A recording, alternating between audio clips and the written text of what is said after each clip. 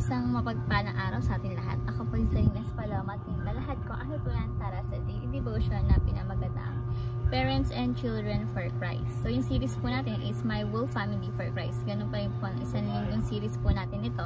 So ang scripture po natin ngayon is Ephesians chapter 6 verses 1 to 4, and sinasabi po dito na, "Children, obey your parents in the Lord, for this is right. Honor your mother and father, which is the first commandment with a promise, so that it may go well with you, and that you may enjoy long life on the earth. Fathers, do not exasperate your children, instead bring them up in the training and instruction of the Lord." So sinasabi dito na yung tungkol to sa anak at saka sa magulang. So yung katuruan natin ngayon is point 1 is obeying and honoring our parents invoke God's promised blessings. So ito daw po yung para sa mga katulad kong anak, anak ng magulang natin na sinasabi dito na igalang daw po natin. Igalang po natin yung ating mga magulang. Sundin natin yung ating mga magulang. Yung po na respect them and honor them. And sa harapan ni God, may obligasyon tayo na igalang natin yung ating mga magulang, respetuhin, sundin, no? Lalo na yung mga sinasabi nila sa atin,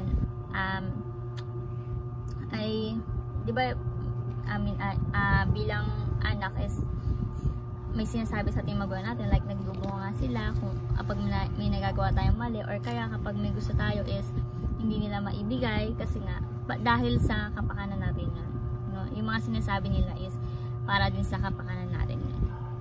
So, sinasabi din dito na yung iba sa atin na magulang or anak is may pagkukulang. May pagkukulang yung parents. Pero hindi daw ibig sabihin nun or hindi dahilan yon para hindi natin sila galangin or hindi natin sila sundin or respetuhin, no? It's between us and Lord yung usapan, no? Alang-alang sa Panginoon, no? Sundin natin yung ating mga magulang. So, di ba yung ibang may nararanasan natin sa buhay natin na yung iba is kapag nawala na yung magulang nila, yung anak tsaka magisisi sa uli, di ba? Like, parang doon sila tiyak ang todo, magisisi sila na bakit hindi nagawa yung ganitong bagay bago mamatay, di ba? So, wag na natin hintayin yung dumating yung araw na yun, no? Na mawala pa yung mga magulang natin, mawala pa yung mahal natin sa buhay, tapos hindi man natin sila nabigyan ng respeto, no? O hindi natin sila nabigyan ng pagsunod. Yung pinasasabi dito, and alang-alang sa Panginoon is gawin natin yung pagsunod, no? At mayroong pangako ang Panginoon na kapag sinunod natin ating mga magulang is magiging maganda and nahaba pa yung ating buhay dito sa lupa. Ayun po yung sinasabi na, so that it may go well with you and that you may enjoy long life on the earth. Diba? Ayun po yung sinasabi dito. Then, ayun na, example natin, diba? Yung sundin natin yung magulang natin kahit medyo nagbubunga nga, kasi nga para din naman sa atin yun, no? Kasi alam nila yung tama at mali eh. So, ginaguide nila tayo. So, kung wala kang pagmamalasakit sa magulang mo, huwag mong asahan na pagkapalain ka ng ating Jesucristo. Dahil kung ikaw ay may malasakit sa magulang mo, may respeto mo, sinusunod mo sila, ginagalang mo sila, asahan mo, expect mo na agad na pagpapalain ka ni Lord na sobra. So next is, parents are mandated to disciple their children. Kung yung nauna is para sa ating mga anak, ito naman po ay para sa mga magulang, no? So yung parents po natin is merong mandato na i-disciple yung kanilang mga anak, i-disciple tayo, no? Ito yung klase na magulang na may klase na magulang na parang hindi nagkakamali, di ba? So yung tendency nun, maging rebelde yung anak, lalayas, ganyan, etc. So yung ganito daw pong so yung ganong kaparaanan is binubuyo tayo ng ating magulang sa paghimagsik, no? Laban sa kanila. So mali daw po yun. Ayun sinasabi nito. So wag daw po yun gawin, no?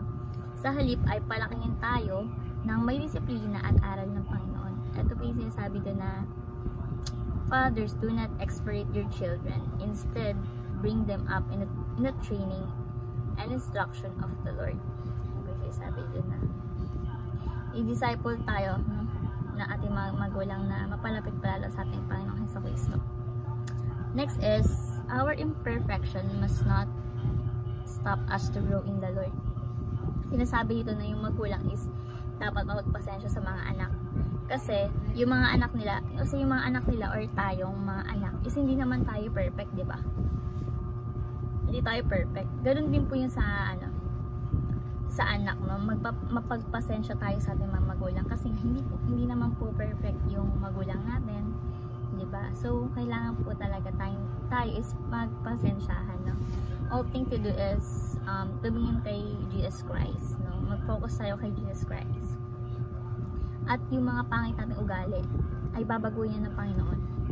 Under the name of Jesus, babaguhin niya yan. Yung mga imperfections natin, hindi dapat daw iyon is nakakahadlang para lumago pa tayo sa ating Panginoong Jesucristo.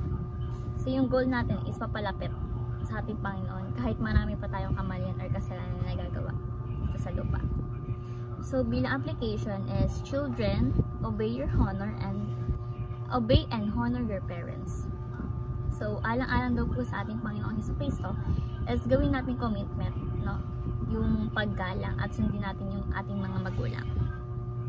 So aminin natin, karamihan sa atin hindi tayo sumusunod sa magulang kasi nga parang andun daw yung sinasabi manyana, di ba? Kasi naggalit pa tayo kapag uutusan o hindi nasusunod yung gusto natin, which is mali po, no?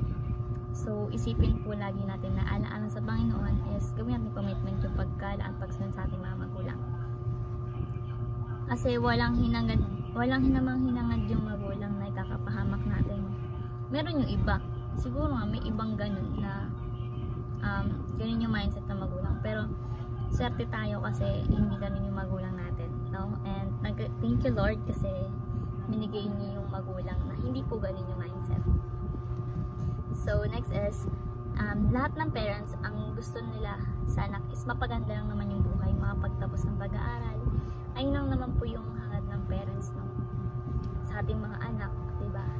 So ba't nila sila sundin, diba? Kasi yun na naman yung gusto nila sa atin bago sila mawala is mapaganda yung buhay natin, diba? Yung pagbubungan ng ating mga magulang, out of love daw po yun. And magtaka ka kung hindi ka pinapagalitan, kung hindi ka binubungaan ng parents mo, means is out of concern daw po yun, na parang walang pakialam sa yung magulang mo kahit anong gawin mo, diba?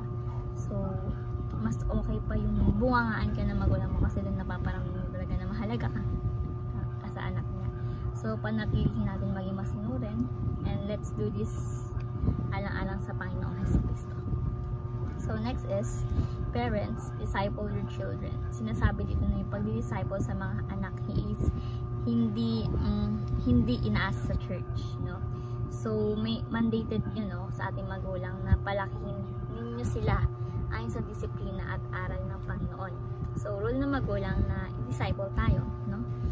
Habang bata pa, ikaw baby, may kapatid kang baby. So yung mother natin is, habang bata pa yung baby is yung disciple niya na para mapalapit sa ating Panginoong Jesucristo. Kasi kung huli na yung lahat, parang hindi siya di ba habang lumalaki yung baby or yung bata, hindi mo siya na-disciple, di ba?